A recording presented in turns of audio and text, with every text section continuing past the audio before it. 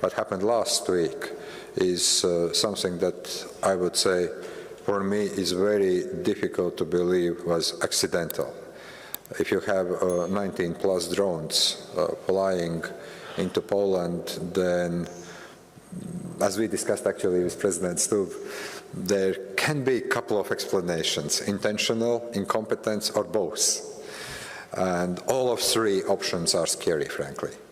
The decision by NATO to put Eastern Sentry, the decision of NATO to increase air defense capabilities of the eastern flank is appropriate and right response.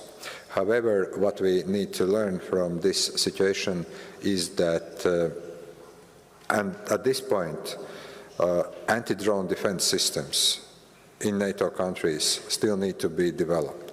Normally, you don't use very expensive air defense missiles to shoot down rather cheap drones. Russia's war of aggression in Ukraine is our war. Russia's escalation of its war in Ukraine to include incursions of European airspace is simply unacceptable and calls for a clear response. That's why I welcome the actions undertaken by NATO in the form of Eastern Sentry.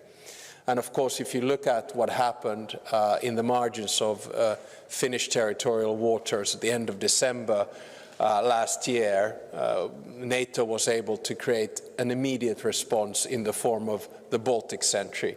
And NATO has now done the same thing with Eastern Sentry in making sure that similar incursions don't happen on the eastern flank by setting up strong air defenses.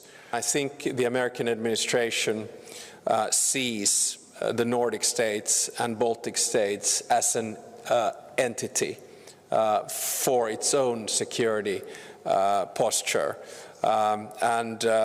For all that I hear and see in the conversations with our American friends in NATO and elsewhere, is that European security is of utmost importance for the current US administration. Thank you.